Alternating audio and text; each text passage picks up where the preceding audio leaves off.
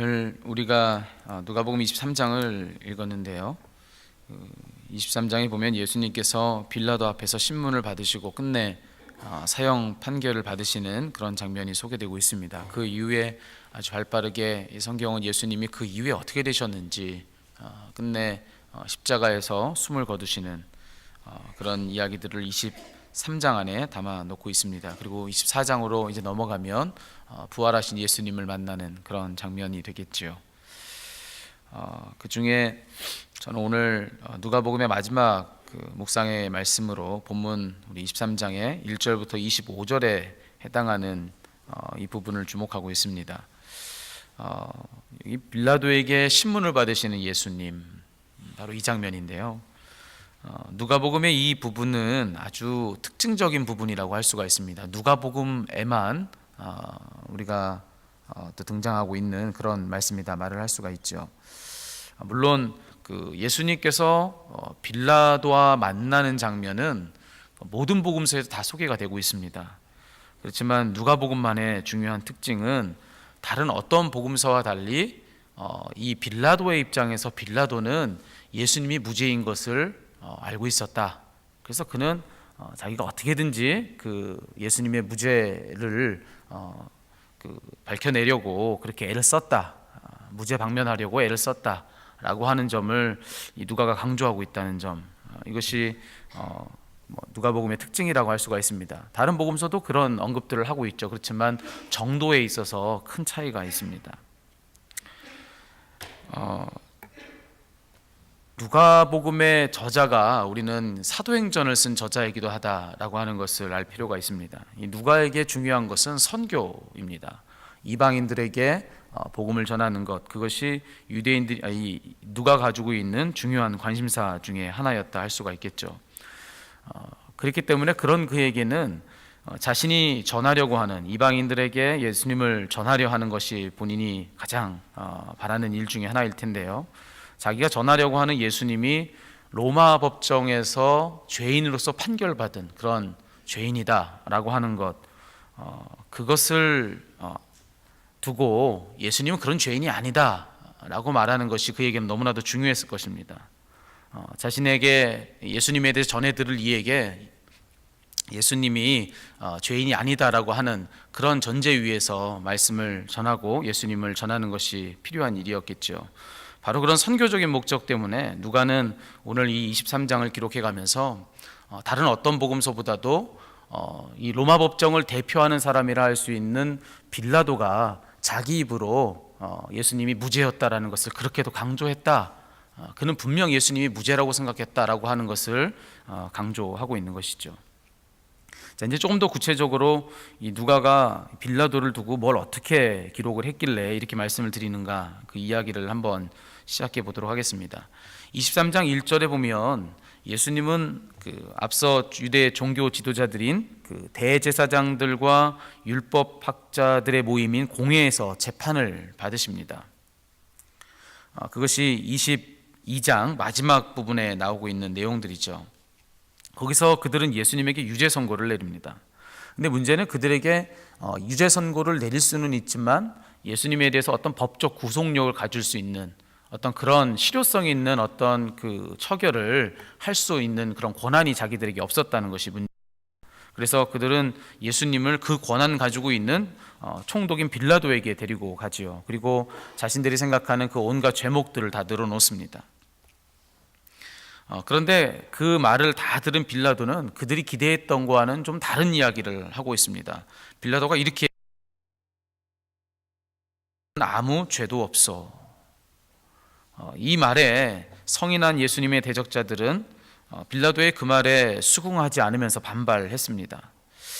빌라도는 성난 그들을 어찌할 수 없었습니다. 잘못해서 어떤 큰 소요가 일어나기라도 한다면 그 지역을 잘못 치리한 그 책임을 로마 정부로부터 로마 정부가 그 책임을 자기에게 물을 것이 뻔한 일이었기 때문에 그렇습니다.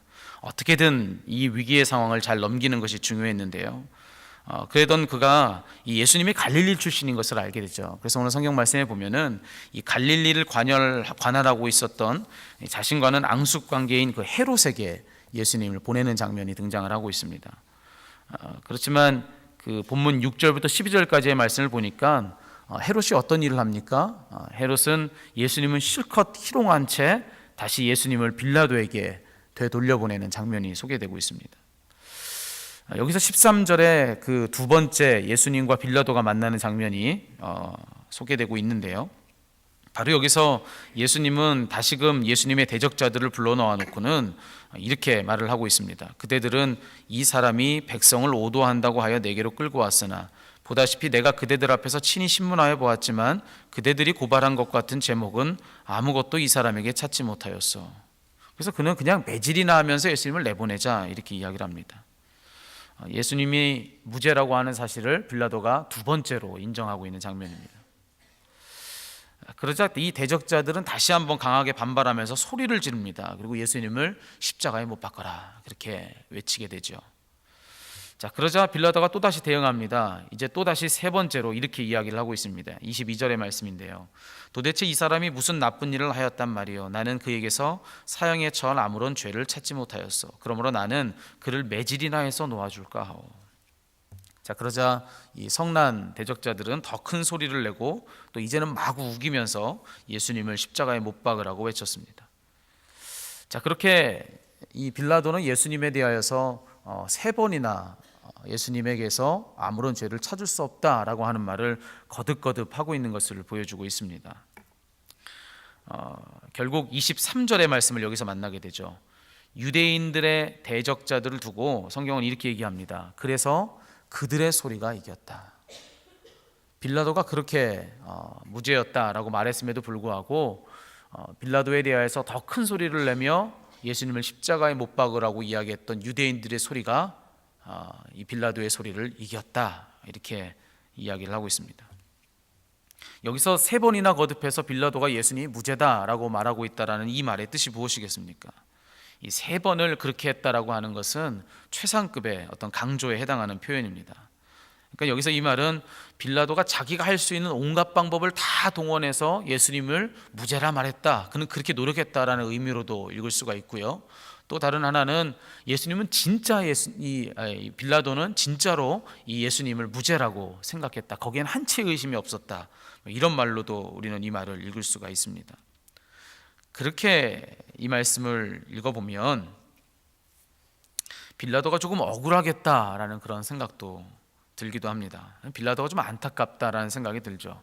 본인은 무죄라고 생각했고 또 그 무죄라고 하는 말을 최선을 다했음에도 불구하고 상황에 떠밀려가서 어쩔 수 없이 그렇게 했던 아주 불행한 어떤 인물로 우리가 이 말씀을 읽을 수 있는 가능성이 있기 때문에 그렇습니다. 그렇게도 안타까운 심정으로 그를 보는데 그의 시대 이후에 모든 신앙인들이 뭐라고 고백합니까? 본디오 빌라도에게 예수님은 고난을 받으셨다. 그렇게 우리는 우리의 신앙의 고백 가운데 그의 이름을 언급하고 있습니다. 그러니 얼마나 불쌍해 보입니까? 그런데 여러분, 여기서 우리가 생각해 봐야 될 것이 한 가지가 있습니다. 그는 충분히 말했습니다. 충분히 아니라고 그렇게 외쳤습니다. 그런데 말만 가지고 되겠습니까? 말만으로는 충분하지 않습니다. 그저 말만이고 말뿐이라고 한다면 제 아무리 많은 말도 소용없고요, 제 아무리 큰 소리의 말, 아무리 멋있는 말이라도 소용이 없는 법입니다. 오늘 이 사건에서 예수님에 대한 실제적인 판결을 내릴 수 있는 권한을 가지고 있는 사람은 빌라도가 유일한 사람이었습니다. 그만이 할 수 있는 일이었고 그만이 막을 수 있는 일이었을지도 모르겠습니다. 그렇지만 그런 권한을 가지고 있는 이 빌라도 예수님에 대해서 무죄하다라고 하는 많은 말을 하고 있지만 그 말에 대한 어떠한 행동도 그의 모습 가운데 찾아볼 수 없다라고 하는 점을 우리는 기억해야 합니다. 여기서 우리는 야고보 사도가 우리에게 해줬던 이야기를 기억할 필요가 있습니다. 야고보 사도는 야고보서에서 우리의 신앙의 말을 두고 이렇게 이야기를 합니다. 나의 형제 자매 여러분, 누가 믿음이 있다고 말하면서 행함이 없으면 무슨 소용이 있겠습니까? 믿음에 행함이 따르지 않으면 그 자체만으로는 죽은 것입니다. 야고보 사도에 따르면 이 빌라도가 했던 그 말은 죽은 말인 것이죠. 죽은 말. 그 말에 아무런 행함이 뒤따르지 않았기 때문에 그렇습니다. 또 예수님은 뭐라고 말씀하십니까? 누가복음 6장 49절에서 예수님은 이렇게 말씀하십니다. 내 말을 듣고서도 그대로 행하지 않는 사람은 기초 없이 맨 흙에다가 집을 짓는 사람과 같다. 대개 우리는 어떤 믿음과 행함의 관계에 있어서 뭐라고 생각을 합니까? 보통은 믿음이 기초가 되고 그 위에 믿음이라는 기초 위에 행함을 쌓아간다고 우리는 생각을 합니다. 그렇지만 예수님은 반대로 얘기했다는 점에 주목을 할 필요가 있습니다. 예수님은 행함이 없는 사람, 내 말을 듣고서도 그대로 행하지 않는 사람은 기초 없는 사람이다, 이렇게 이야기를 했다는 것이죠. 반대입니다. 예수님 보실 때에는 행함이 기초고 믿음은 그 기초 위에 세워지는 것이다, 그렇게 뒤집어서 말씀을 하고 계시다는 것이죠. 그러니 예수님의 그 말을 두고 본다면 빌라도가 지금 쏟아내고 있는 이 수많은 말들, 많은 말들을 했지만 이 말은 그저 흙 위에 쌓을 뿐인 곧 무너져 버릴 기초 없는 집과 같은 말들이다, 이렇게 이야기를 할 수가 있습니다. 기초 없는 집이어서 곧 무너져 누구도 그 안에 깃들이지 못할 그런 말, 그것이 빌라도의 말이었다라고 하는 것이지요. 그리고 마지막으로 오늘 우리가 읽은 본문의 말씀에서 빌라도가 그 많은 말들, 예수님이 무죄다 하는 말들을 했음에도 불구하고 그 일을 기록하고 있는 누가마저도 뭐라고 기록을 하고 있냐면 예수님을 그저 조롱했을 뿐인 헤롯과 이 빌라도를 비교하면서 이 누가는 이렇게 얘기하고 있습니다. 헤롯과 빌라도가 전에는 원수였으나 바로 그날에 서로 친구가 되었다. 무슨 말이겠습니까, 여러분? 행동으로 예수님을 희롱한 헤롯과 그저 말뿐일 뿐 행함이 없었던 이 빌라도는 서로 다르지 않다라고 하는 말을 우리에게 들려주는 대목으로 읽을 수가 있습니다. 행동으로 범한 잘못이나 행동이 없이 그저 말만 하는 잘못, 그것은 본질적으로 크게 다르지 않은 잘못들이다, 이렇게 이야기를 할 수가 있는 것이죠. 여러분, 우리는 23장의 말씀 안에서 지금 빌라도의 이 심판대 23장 1절부터 그 이후의 말씀을 읽고 있습니다. 여러분, 이 말씀 앞에서 우리가 우리 스스로에게 한번 이렇게 물어보면 좋을 것 같습니다. 저는 이 말씀을 묵상하는 가운데 빌라도 앞에서 제 모습을 보았습니다. 여러분, 혹시 빌라도가 우리들은 아닙니까?